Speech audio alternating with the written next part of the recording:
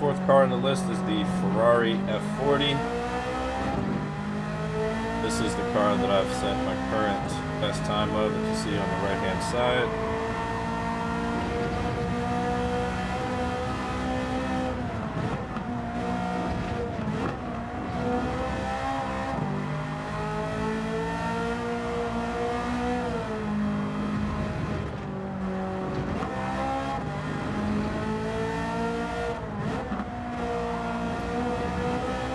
Driving this after that NSX, this feels like a dream.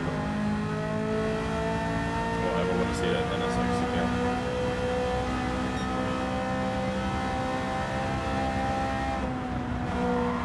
Yesterday on stream, it kind of became like an impromptu challenge. But I initially wanted to drive all 12 cars in one daily, at least one daily. And after winning in the first 3 cars, it became a challenge to win in every car. I was kind of worried about a few cars. NSX wasn't one of them. But the only car that I didn't win in was the Porsche. That's because it hurted me. And after the jump. But I should be talking about the F40. I don't even know how I got to that point. I think what I was going to end up saying is that I'm glad I don't have to drive that NSX anymore. I got lucky with that win, though. I think the guy passed me on the final straight, but then outbraked himself in the last few corners. But it's neither here nor there.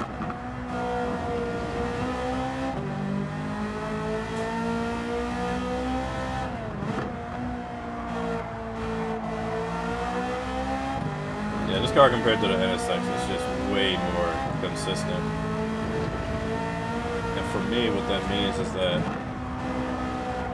I can kind of push it a little bit harder than I would the NSX, because where the NSX would give me a little bit of oversteer, Ferrari is significantly more planted, so I can give a few more beans.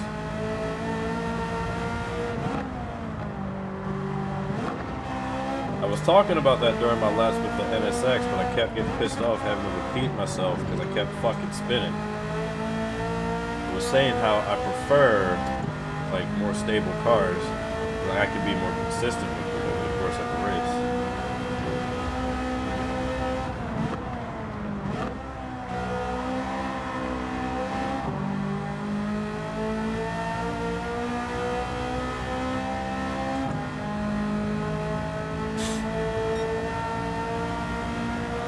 Another thing I want to mention, the reason why I did the order of cars in this way is because it's potentially a list in order of meta to non-meta. Kind of. Like, these cars are actually fairly well balanced, and in most lobbies you can do well with almost any car.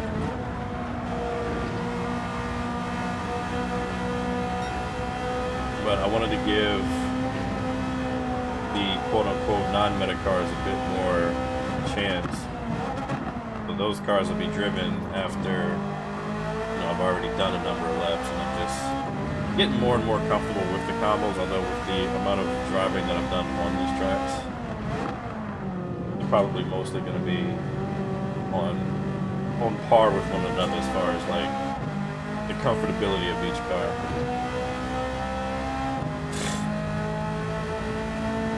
Like, even before I started recording the first lap,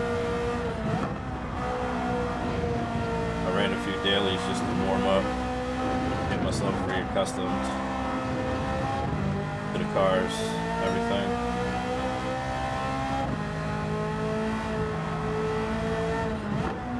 So the later cars will have like a slight advantage as far as how used to the cars I am, but it's not going to be like a massive difference. But if I had to order it in a certain way, the meta cars should go first, just so that they're the least advantaged. You get what I'm saying?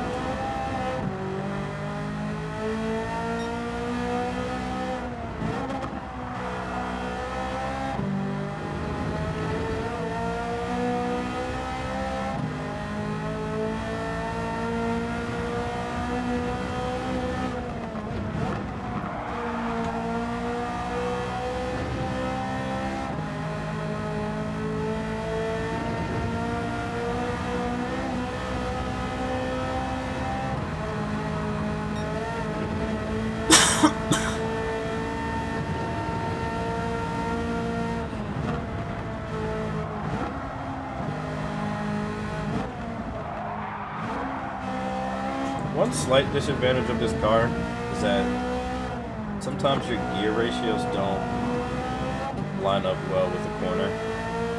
So you think you gotta shift down in a second, but the corner was too high for second. So you end up losing like a little bit of time unless you already know what gear you need to be in for each corner.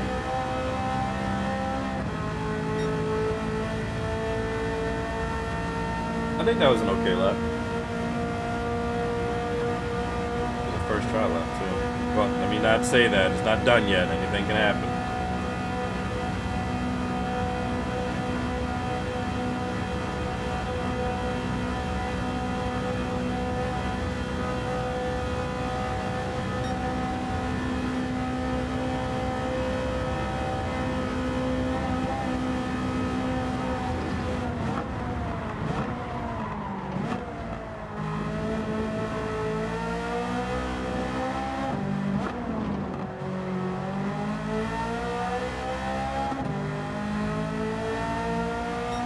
Get ready. Oh no! I hit the wrong button, god damn it. I didn't want to do that. That was half a second faster than the RX Vision. Now, I think I mentioned it, but this is the car that I drove the most, so I am the most comfortable with it. Maybe technically I should have drove this first. But look, rules is rules. I don't make the rules. I mean, I did for this one, but I don't make the rules.